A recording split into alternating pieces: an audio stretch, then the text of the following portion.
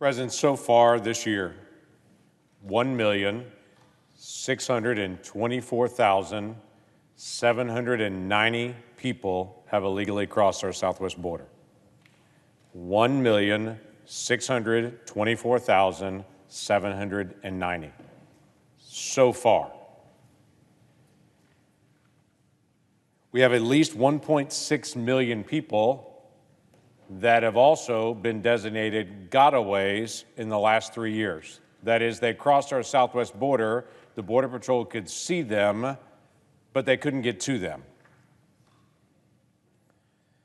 Let me give you some context on that. As this body knows well, because we've talked about it over and over and over again, in the first 3 years of this administration, we've had more illegal crossings on our southwest border than the previous 12 years combined. More in the last 3 years than we had in the previous 12 years combined. If you want to just drill down, 1 year under President Biden has as many illegal crossings as we had under 4 years of President Trump. Yesterday, we had more than 5,000 people illegally cross our southwest border yesterday. That has been true every day, I believe, but 3 in the last 3 months, that we've had more than 5,000 people a day. Now, the national news media has looked away from the southwest border, but those that live on the southwest border can't look away. They're still facing it every single day. And in cities and communities across the entire country, it is still happening every single day, day after day, as this president has looked away from what's happening on our southern border. As I've said to this Department of Homeland Security multiple times, if they would enforce the border the same as President Obama enforced the border, we would be in a very different place. But they don't enforce the border like President Trump did, and they don't enforce it like President Obama did. They just failed to enforce it. The same law existed under President Obama when we had less than 500,000 people cross illegally in a year that exists under President Biden, where we've had 1.6 million people so far this year, with still quite a few months to go. The same law, the same capacity to be able to enforce the border. But this president has said over and over again, he has nothing that he can do until something is passed. I've been very clear with this body, and I've been very honest with my own party and with my friends on the other side of the aisle.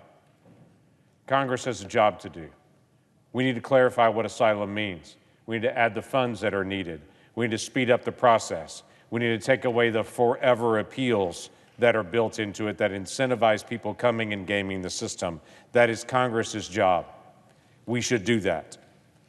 And I have worked with everyone who is willing to work on that to get us to a place where we can get to 60 votes in this body to pass something to do our job. One party cannot resolve this issue. This has to be both parties sitting down and working on it together. That's the rule of 60 in this body. But the president also has things that he could do that he has chosen not to do. In fact, this president has taken 94 executive orders to weaken border security. He's created new parole authorities no president has ever used before to facilitate faster movement into the country. So instead of actually slowing the process down, he's actually sped it up, and they've done so intentionally. In the past few weeks, the Department of Homeland Security has released a new memo and a new regulatory action that they're getting feedback for, that they have admitted to me, that will increase screening for, in their words, a handful of additional people. A handful. When yesterday we had 5,000 people illegally cross. But currently, as right now Homeland Security is saying they don't have enough money to hire more agents, they're spending millions of dollars rebranding Homeland Security Investigation, HSI. They're rebranding them and changing some of their focus on it. Now, we've yet to be able to find out how much they're spending on it, but we do understand it's in the millions. At the same time, they're saying they don't have enough money to be able to handle greater enforcement.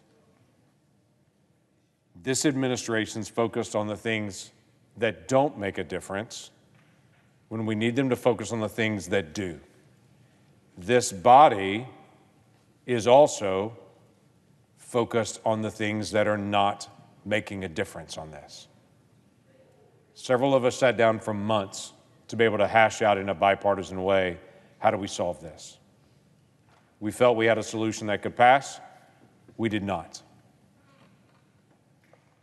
Now, that same option that everyone in this whole body knows won't pass is now coming back to this body again exactly as it was.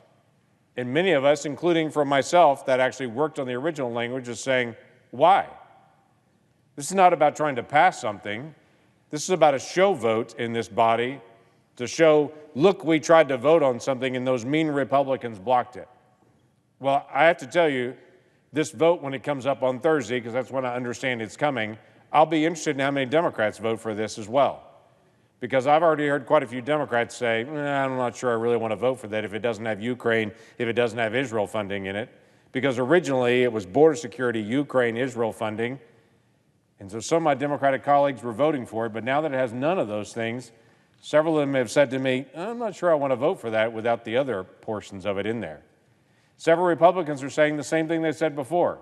Hey, I wanted even more in that bill. I know there was a lot of good things in it, but I wanted even more in it, so they're not willing to vote for it until it has even more. So what would be the logical thing that should be done in this body? The logical thing would be to say, that vote failed, so what would pass? You see, we can play the same game because Democrats have blocked the bill from Senator Scott that would fund border security and enforcement of immigration laws in a different level. But Democrats blocked that vote. When Marco Rubio and Senator Graham brought bills to enforce the Remain in Mexico program that President Biden's walked away from, Democrats blocked that vote. When Senator Cotton brought up a vote to stop aid for sanctuary cities that incentivize more people coming into the country and disappear, Democrats blocked that vote. When Senator Grassley brought up a bill to deport criminal illegal aliens, Democrats blocked that bill. When Senator Hagerty brought up a bill to deal with increasing funding for ICE and deport more criminal aliens that have already been designated criminal aliens in the United States, Democrats blocked that bill. When I brought up a bill to be able to implement and fund the Title 42 authority and to extend that, Democrats blocked that bill. When Senator Marshall brought a bill to bring up H.R. 2, and Senator Cruz brought up the bill for H.R. 2, the House bill that has a broad spectrum for border enforcement, Democrats blocked that bill.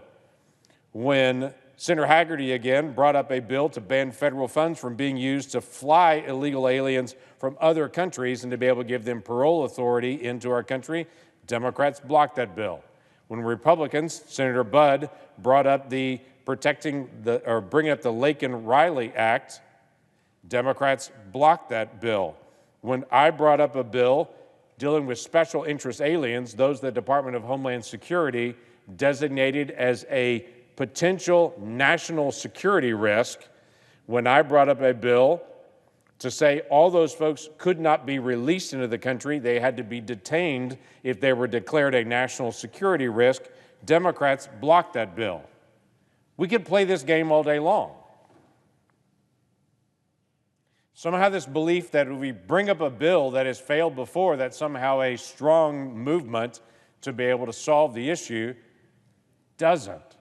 It plays a political game, and we all know it. So what should we do? Actually be grown-ups, sit down and actually try to figure out what we can pass, rather than bringing things up that we all know won't pass.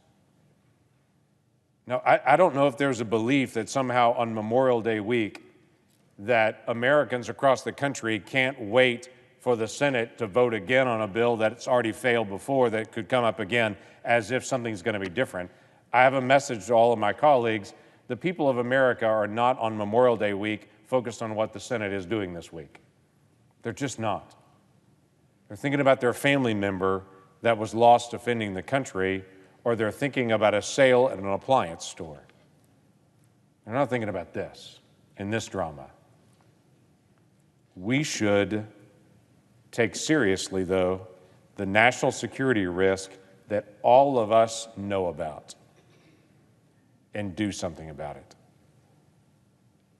Just as a side note that all of us know full well, the number of people designated by this administration as special interest aliens, those that are a national security risk by definition, that are coming across our border and being released into the country, is in the thousands.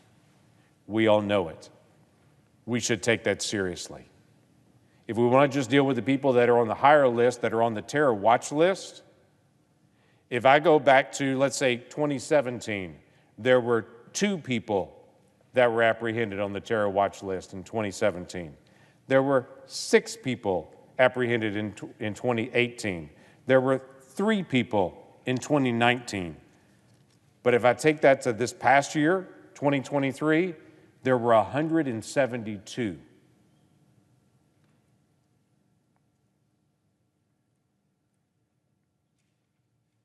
We have people crossing our border that we know are a national security risk while we're playing political messaging games here. Let's sit down and solve this. Let's not just vote on things that we know are going to fail. Let's not just do political messaging. Let's actually sit down and solve this. Over the past 2 years, something has shifted on our southern border. It's not just people from the Western Hemisphere that are crossing illegally, it's from people from all over the world. We went from having a handful of Chinese citizens that crossed the border to last year and this year, tens of thousands of Chinese nationals crossing our border. When I asked DHS, are any of these Chinese nationals being deported? They responded to me, yes, we have started deporting Chinese nationals that are here illegally. And I said, terrific, how many? Their response, 14 so far. 14 of the tens of thousands that have crossed in the last 2 years, we've deported 14 Chinese nationals. Can I tell you, in Oklahoma, there are thousands of Chinese nationals that have come into my state that are working in illegal marijuana operations.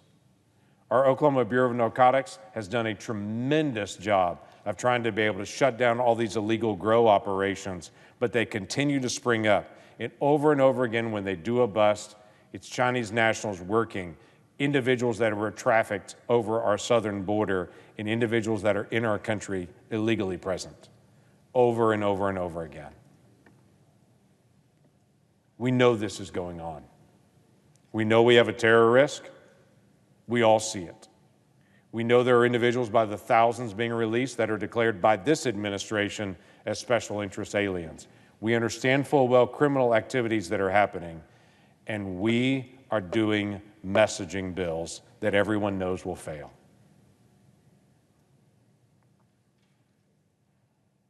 Why don't we sit down and actually talk about it and work it out? Why don't we figure out how to solve this? That's what the American people expect us to do. And my friends in Oklahoma look at me and say, you guys go figure this out. Because they feel the problem is there, and what they feel is correct. So let's sit down and figure this out. With that, I yield the floor.